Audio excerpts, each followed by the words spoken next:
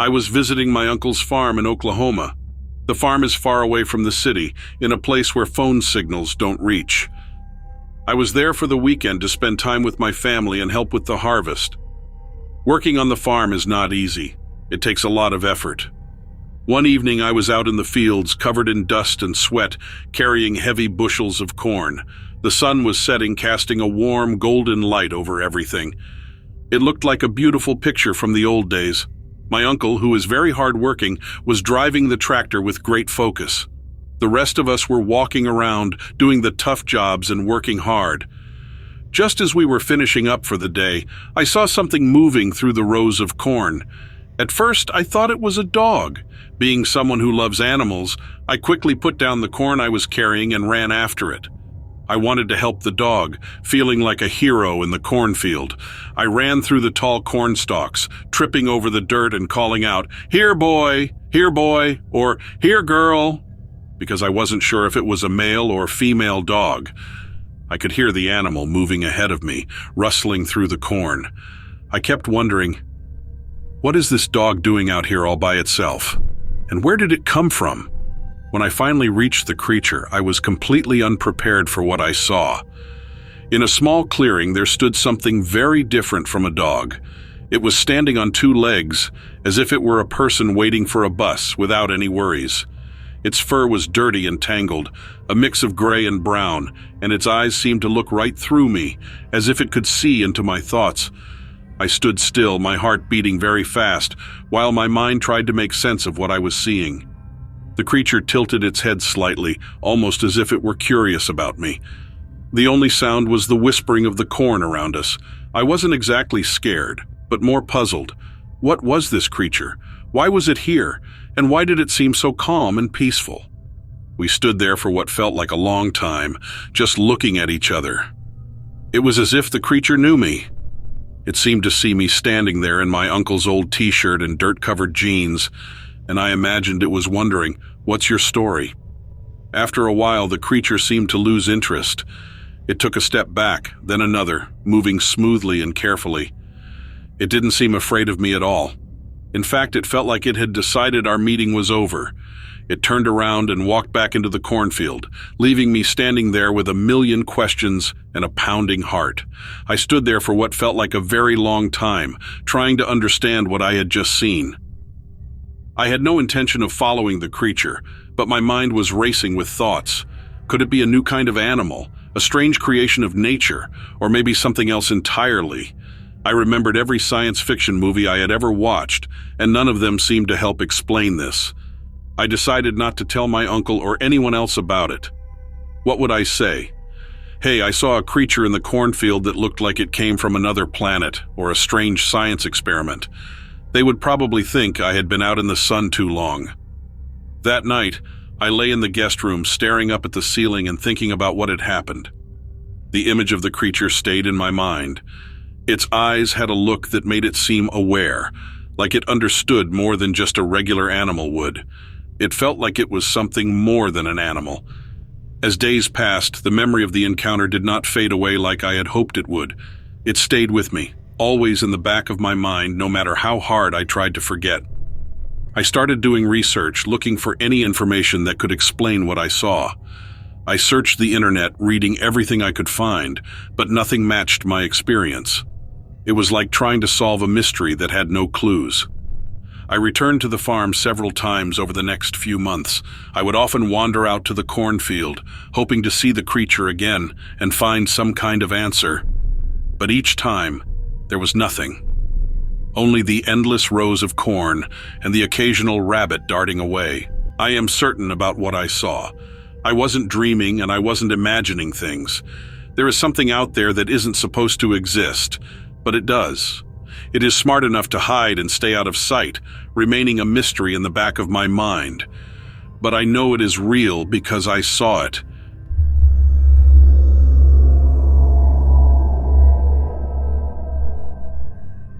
Years ago, something happened to me that I've never shared with anyone.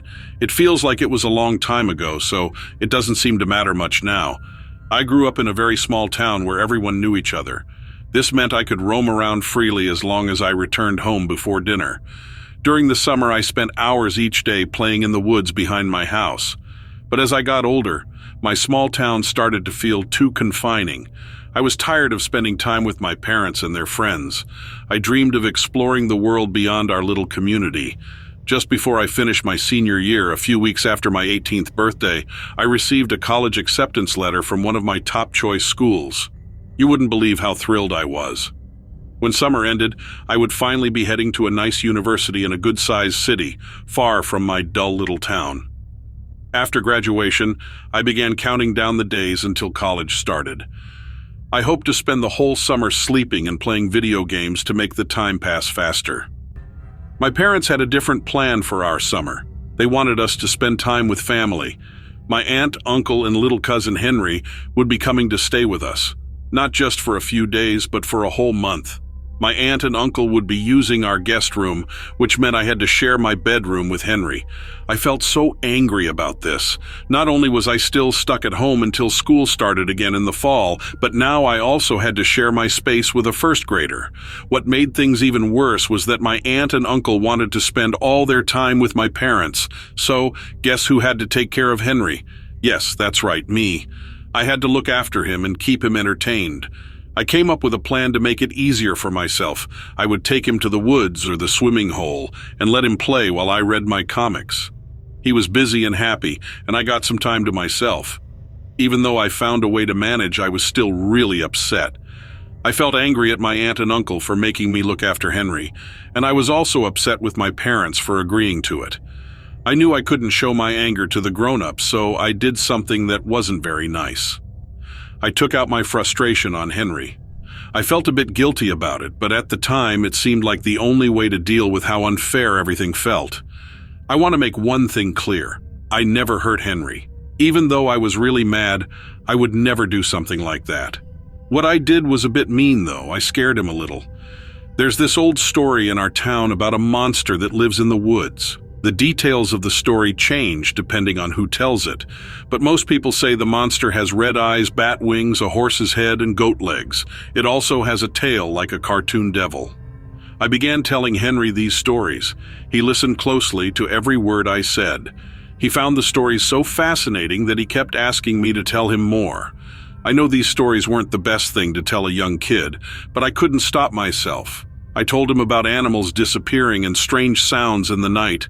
I also mentioned shadowy figures moving in the dark. Some of these stories I remembered from hearing them when I was younger. People around here often say their cousin's friend or someone else they know saw the monster. Other stories I completely made up. No matter what, Henry was totally interested. He couldn't get enough of these spooky tales. Both Henry and I began to enjoy the game. I liked seeing the excited expression on his face when I acted out a scary detail that popped into my head. Henry started pretending to be a monster hunter, playing imaginary games where he searched the forest for signs of the monster. This was all great fun during the daytime. You know how kids are. They act brave when the sun is out, but when it gets dark, even their own shadows can scare them. One evening, just before dinner, my uncle came up to me, and he looked really angry. He said Henry was crying, and it was my fault. Henry had left his stuffed dog where he was playing in the woods earlier in the day. He knew exactly where it was, so my uncle told him to run and get it before dark. But Henry was too scared because he thought the monster might get him. If looks could hurt, I would have been in big trouble. Henry's parents were angry at me for making their kid cry, and my parents were mad at me for scaring my little cousin. And honestly, seeing Henry cry made me feel bad too. I grumbled all the way across my yard and into the trees. It wasn't hard to find Henry's stuffed dog. After only about 5 minutes of walking, I found it sitting in the nest of leaves Henry had built for it. The sun was going down, making everything hazy and harder to see. I knew the woods like the back of my hand, but I wasn't foolish enough to get caught in them in the dark. The woods in New Jersey have all sorts of low-growing shrubs that hide holes and can trip you. I figured I was already in enough trouble without coming back with a sprained ankle. I turned around and started to head back, Henry's stuffed dog under my arm, when I heard a scream. I thought someone might be in trouble, so I went to check it out.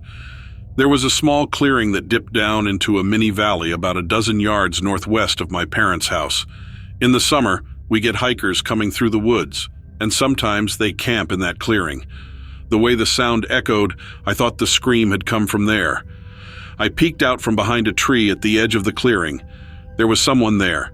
It had its back turned, but there was no mistaking the bat wings, horse head, and everything else. The monster from my supposedly made-up stories was standing right there on the other side of the clearing.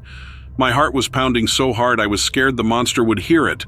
I thought if I didn't make any noise, it would just go away. Then I could run home. I just had to stay quiet. Really, really quiet. Then I could back away, get out of there, give Henry a stuffed animal, and pretend none of this ever happened. As I tried to calm my breathing so it wouldn't be too loud, I accidentally shifted back and stepped on a dry branch. It's like something out of every scary movie ever, and now I get why those things happen. When that branch snapped, the creature in the clearing heard me. I saw it turn, its eyes glowing red, and I just ran. I ran faster than I ever had before. The trees were a blur around me, and I'm amazed I didn't trip and fall flat on my face. I don't even know if it was chasing me or not. I didn't stop to find out. If the back door to the kitchen hadn't been unlocked, I might have crashed right into it from how fast I was running. Everyone was in the dining room, chatting and eating. I wanted to burst in and scream to my parents. Even though I was technically an adult, I just needed them to assure me everything was okay. But I hesitated. If I admitted to seeing a monster after all the stories I told Henry, it would seem like I was still trying to scare him.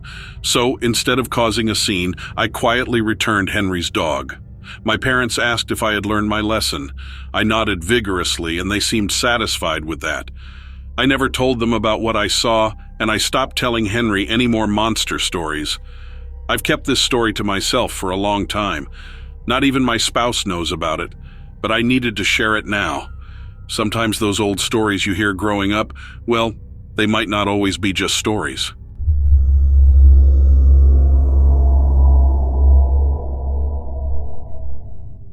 I was running a fishing program while working as a ranger at a West Virginia state park. Sometimes during my free time, I like to go out alone to try out new fishing gear and different kinds of bait. One day I was exploring a stream that I hadn't visited before. After taking off my backpack and settling down, I suddenly felt like someone was watching me from behind. I usually trust my instincts when I feel that something might be wrong or if I sense danger nearby.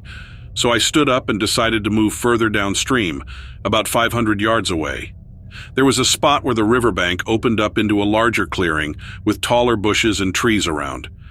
As I walked over there, everything seemed normal. No strange sounds or sights caught my attention.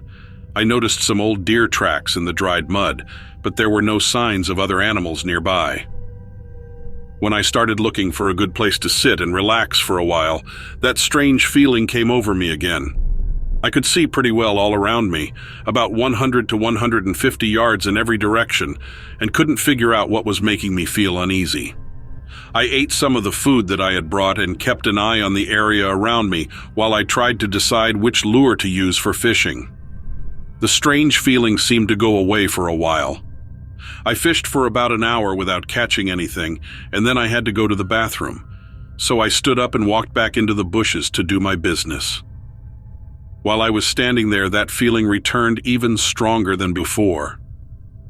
It had gotten really quiet all around me. There were no birds chirping, no wind blowing through the trees, and no animals making any noise. I walked back to my fishing spot. As I got there and bent down to pick up my fishing pole, I heard rustling in the trees behind me. Instantly, I felt a rush of alertness throughout my whole body.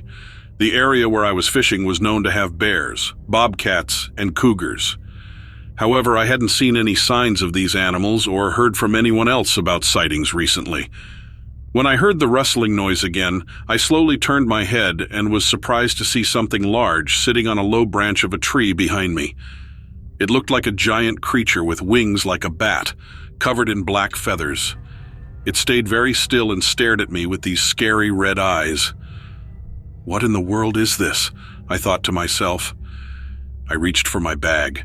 I wanted to grab my handgun because I had no idea what this creature was or what it could do. As soon as I started to open my bag, I heard a loud whooshing sound. I looked up and saw the creature had spread out 2 huge wings. Beneath its feathers, it had a thin, human-like body. I was amazed as it stared at me with eyes that glowed like reflectors. It let out a screech that sounded terrifying and flew away incredibly fast. I couldn't believe something could move so quickly from a still position. It seemed to go from 0 to 100 in an instant. I quickly packed my things and put on my backpack. Even though the creature had flown away and was gone from sight, I still felt a strong sense of danger. I turned to head back to my truck the way I had come, but after a few steps I froze in place. I couldn't go back the way I came because that was the direction the creature had flown. I stood there quietly, listening and watching for about 10 minutes, but everything was silent. The river flowed slowly, hardly making a sound. I scanned all around me, and each time I glanced back up the trail I had come from, I felt more and more nervous. The trail curved in a different direction toward my truck, but it was a longer walk, about 2 miles compared to the 3/4 of a mile I had walked earlier. I decided to take the longer route back. When I finally reached my truck, I noticed something had scratched it badly on the driver's side and up onto the roof. My truck was parked on gravel, so there were marks all around, but no clear footprints to be seen. That sense of danger lingered until I drove up to the top of the ridge and was almost back onto the paved road. When I finally reached the intersection where the road met the pavement, I saw a game warden and a sheriff deputy parked there, chatting. I recognized the game warden. As I pulled up, they were somewhat blocking the road, but they came over to talk to me as soon as I stopped. The conversation started off normally. I mentioned that I had been fishing down by the river but hadn't caught anything. When I brought up the sighting of the strange creature in the tree and showed them the scratches on my truck, they grew quiet and exchanged looks. They asked me about what time I had parked my truck and which direction I had gone along the river, as well as if I had noticed anything unusual around the parking lot. I explained to them that I had only seen the creature fly away and hadn't spotted it again. They exchanged another look, and the deputy started writing down my details. All of this made me feel even more uneasy than before. They didn't share any information they might have had. They simply said, "Okay, have a nice day," and then moved their trucks off the road. After that encounter, I decided it was best to avoid that particular stream and stick to my usual fishing spots. I didn't receive any updates from the game warden or the deputy. I really wish I had more information about what I saw that day.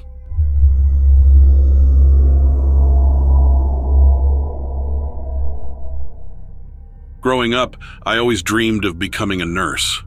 Right after finishing high school, I went to Loyola University in New Orleans to learn how to take care of people. When I graduated, I applied to many places that needed nurses. I was only 22 years old and felt like I could help so many people. The first place that called me for an interview was a nursing home. I had heard that nursing homes could be sad because elderly people lived there instead of their own homes. I was really close to my grandparents, so I couldn't imagine what it would be like for them to leave their home and live in a place like that. I thought about all the happiness and comfort I could bring to the nursing home. So, without thinking too much more about it, I accepted the job and couldn't wait to start. My job was on the 3rd floor. It might sound sad, but the 3rd floor was for residents who were very sick and might not live much longer. Many of them had Alzheimer's disease. In the nursing home, there were so many different kinds of people. Some were gentle and quiet. Others seemed sad. Some had trouble remembering where they were and often talked about things from long ago. One man named George was especially tough. When it was time to help him with personal care, it took 2 or 3 of us to make sure he stayed safe. He didn't seem to realize we were there to assist him. Sometimes he would swing his arms around and accidentally hit us. Once he hit me really hard on the shoulder, and I almost fell over. I loved chatting with the residents who were still able to talk clearly. Even if they were a bit confused about their surroundings, they had incredible stories to share. It seemed like they really enjoyed telling their tales to someone who would listen. There was a lady named Evelyn who caught my attention at the nursing home. She seemed deeply connected to her faith. Every mealtime, she would stand up and begin praying. It was difficult to convince her to sit down and eat. She seemed to believe that the other residents were members of her church, gathered in the dining room. I wasn't sure which religion Evelyn followed, but she showed a strong commitment to her beliefs. When I tried talking to her, she often said things that were hard to understand. In Evelyn's medical notes, there were specific instructions about how to care for her if she passed away. She had a DNR order, which stands for Do Not Resuscitate. This meant that if something happened to her, the doctors wouldn't try to bring her back to life. It was a rule that if something happened to Evelyn, we couldn't try to bring her back to life with CPR or anything else. She had chosen to let nature take its course. On the third floor where she lived, quite a few people had DNRs, just like Evelyn. But there was something unique about her DNR. After she passed away, we weren't allowed to touch her or do any special care for her body. Instead, her family would come to the nursing home and take care of everything themselves. They had their own way of doing things that they followed closely. Even though Evelyn had these special instructions, she seemed healthier than most of the other residents. I didn't think she would pass away anytime soon. In fact, she was becoming more lively, especially during meals. Lately, her prayers had been getting louder and louder, showing her deep faith. As Evelyn's prayers grew louder, it began to bother the other residents. Many of them couldn't talk, but they would moan or rock back and forth, seeming anxious and upset. This upset sometimes made George, in particular, very agitated. He would start swinging his arms around, making it hard for us to approach him and help him eat. To manage the situation, we started having Evelyn eat in her own room. She didn't like the bright overhead lights, so we used small battery-powered globes that gave off a soft glow. Her room had an old fancy mirror on the dresser, which looked like a valuable antique. The challenge with Evelyn eating in her room was that she insisted on standing in front of the mirror during her prayers at mealtime. Despite the challenges, our team worked hard to keep everyone as happy as possible and make sure they all got enough to eat. One evening, I asked a nursing assistant to bring Evelyn out for dinner. Soon after, the CNA hurried back to the station and told me Evelyn was lying in her bed and seemed to have passed away. I quickly found the medical director before she left for the day. She confirmed that Evelyn had indeed died. Immediately, I called Evelyn's family to let them know. Within an hour, Evelyn's family arrived at the nursing home. They gathered around her bed and used special products they had brought to wash her body. Then they carefully wrapped her in a silky shroud while they prayed. I tried to stay out of the way but be nearby in case they needed anything. From where I stood, I could see what they were doing through the reflection in Evelyn's angled mirror. Their prayers grew louder, and suddenly there was a big exhale from Evelyn's body. I watched in the mirror as Evelyn's image seemed to rise up in the corner of the room, almost reaching the ceiling. When I turned to look directly at that spot, I couldn't see her anymore, only her reflection in the mirror. She was faintly there, but unmistakably Evelyn. As I looked back and forth, she appeared in the mirror each time, watching everything that was happening. When Evelyn took that breath, one of her family members opened a window. They all began waving silk scarves around the room. Evelyn's spirit, or whatever you call it, drifted towards the window. I don't think her family could see her because they weren't looking in the mirror. In fact, most of them had their eyes closed. I was completely stunned at that moment. I never expected to witness something like that. After Evelyn's family left, I sat down at the nurse's station. My thoughts raced, and I tried to convince myself that I had imagined everything. But deep down, I knew what I had seen was real. That experience has given me a whole new perspective on life, death, and what happens when someone passes away.